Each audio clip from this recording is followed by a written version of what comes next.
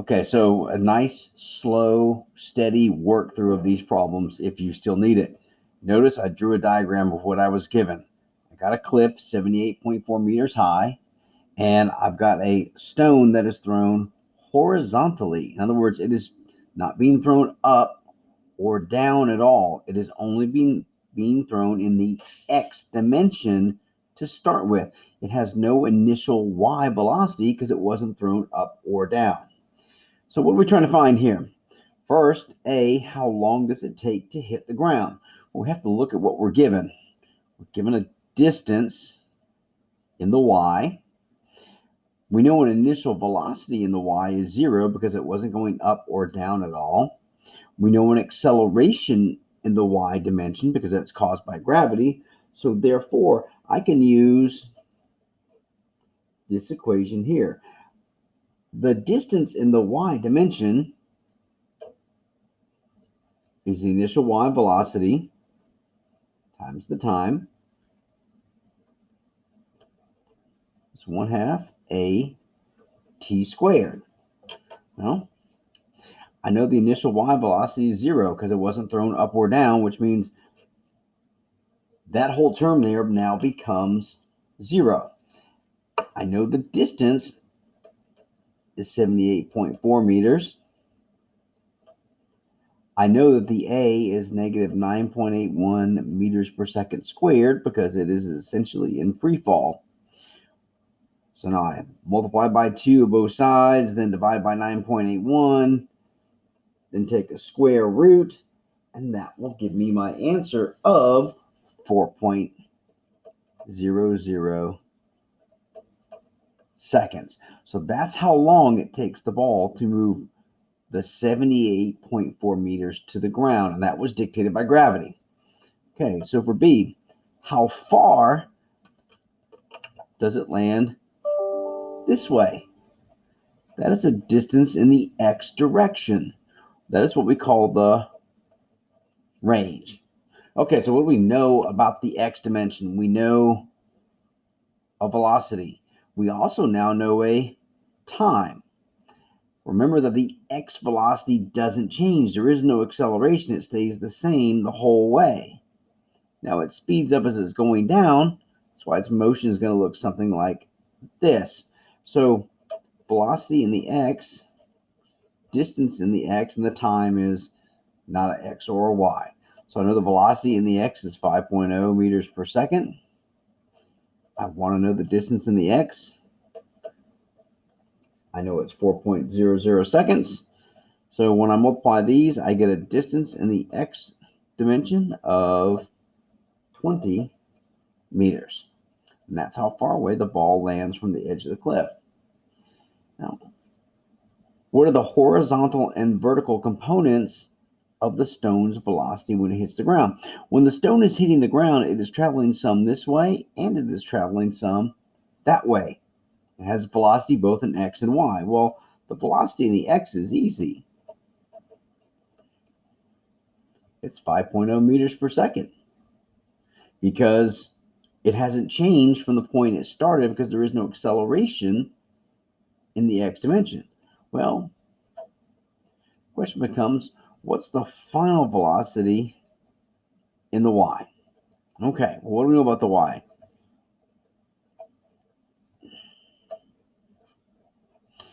Do we know what the acceleration is? Yeah, it's 9.81. We want to know what the final y velocity is. I know the initial was 0.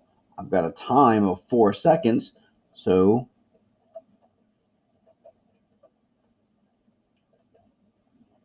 here's my final minus my initial over 4.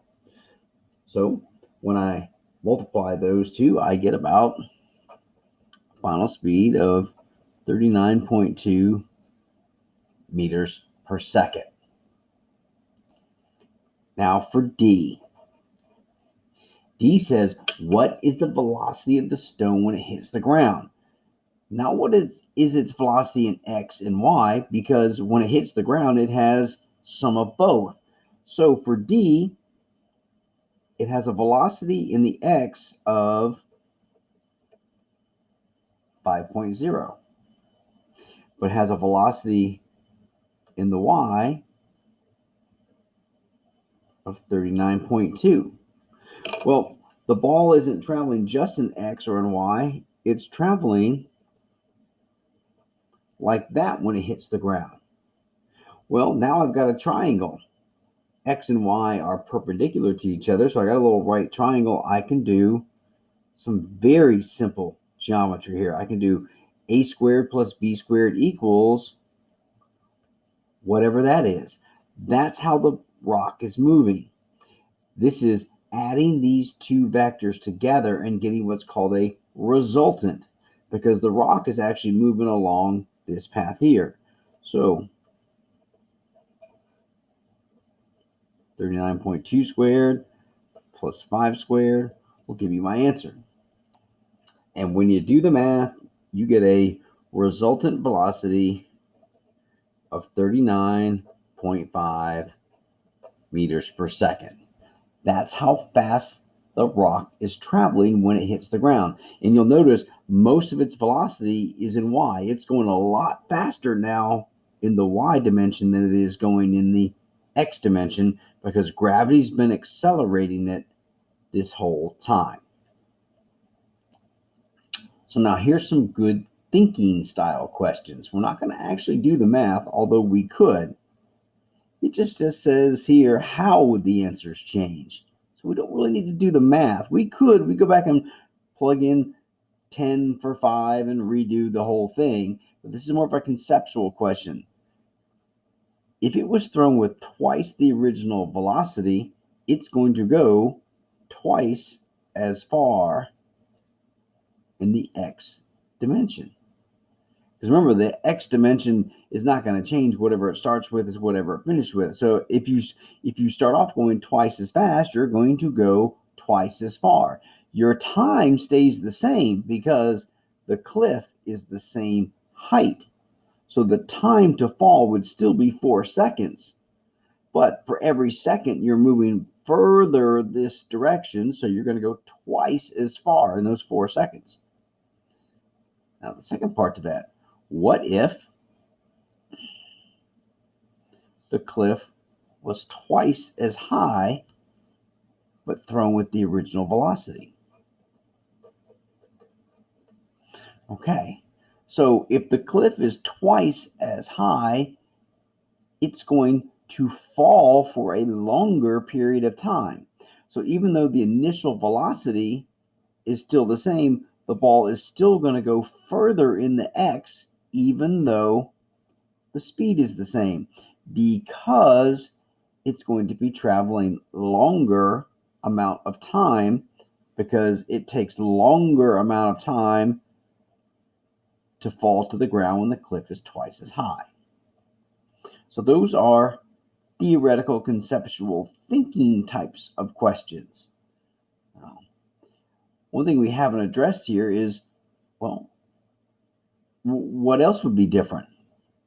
Well, from here, we definitely said the range would be different. Would anything change about the y? The answer is no. Y velocity would still be the same in this. Even though you threw it twice as fast in x, the y is determined by gravity, and gravity doesn't change. The height of the cliff doesn't change. However, if you double the height of the cliff, gravity is going to work on that rock more, and the y velocity will be much greater falling from the taller cliff than the shorter cliff. Okay, so number 8, we've got a steel ball, and it's rolling horizontally. We know it's horizontal because it's going across the tabletop, and we'll assume the tabletop is flat. It has a constant velocity, so it's rolling at whatever speed when it leaves the tabletop and it lands this far from the edge of the table that is that high. And the question is, how fast was the ball rolling? We want to know the velocity in the x dimension.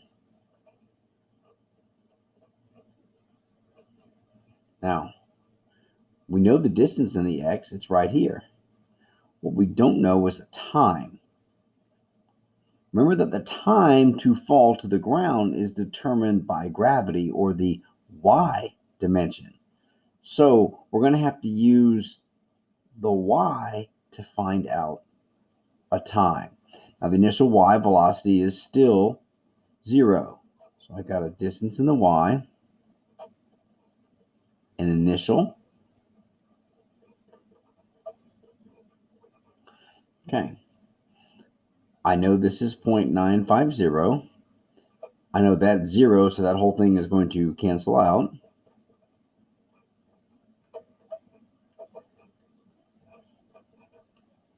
And when I solve for this, remember you have to take the square root, otherwise the number will not come out correct. When you do the math, the time comes out to be 0.44 seconds. So that's how long it takes for it to move to the ground. It's also how long it is moving this way.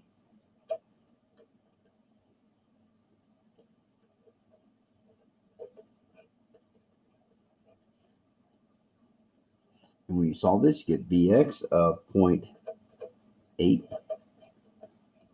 meters per second.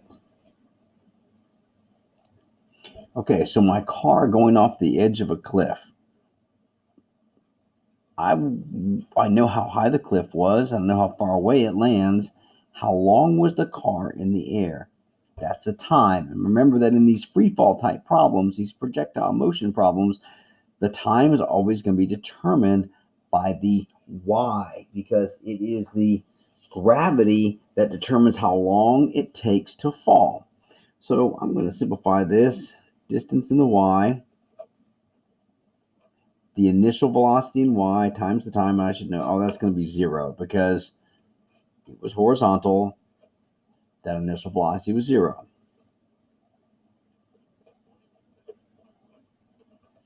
Okay. So I know a distance in y is 43.9, and I'm going to call that a negative 43.9 because it's going to be going down.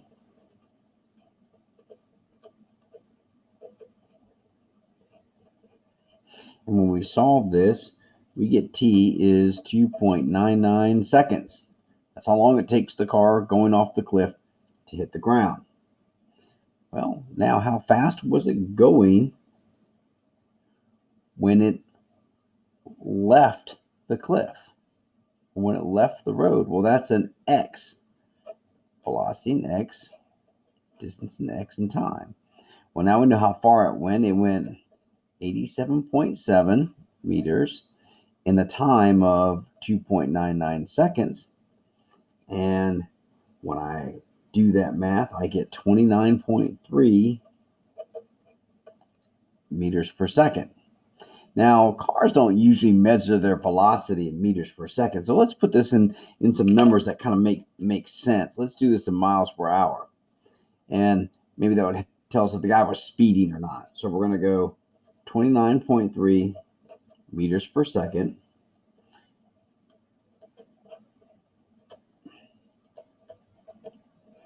(1,000 meters to 1 kilometer). So now I'm going to get my kilometers. And then I'm going to go, okay, kilometers. Oh, I need to get rid of, I need miles and hours. Okay, well, let me finish with these kilometers. Do you know what a kilometer is equivalent to in miles? Well, we can look that up. It's about 0.6. If we want to be a little more correct, 0.621. So now I've got miles per second, but I want it in miles per hour like my speedometer. Well, I need to change seconds to hours. Well, seconds, I know there's 60 seconds in 1 minute. That would cancel out the seconds. And then I know that there are 60 minutes in 1 hour. So now when I do this, the only units I have left are miles an hour, and that's going to give me a speed in miles per hour. And when I do the math, I get 65.5 miles per hour. So yeah, the guy was going pretty fast. Maybe he was speeding, and that's what caused him to leave the road. Okay, finally, number 9, C. What was the acceleration of the car when it was 10 meters? Like the car is already fallen. The car is right here. It has already fallen 10 meters and it's on its way to the ground. All right, the acceleration of the car at that point is only caused by gravity. So the acceleration would have to be negative 9.81 meters per second squared. Because once the object is in the air, the only thing accelerating it is gravity. All right, so if you have any questions about any of these, please feel free to ask. And then we're going to move on to projectile motion in 2 dimensions, where we're firing things at angles.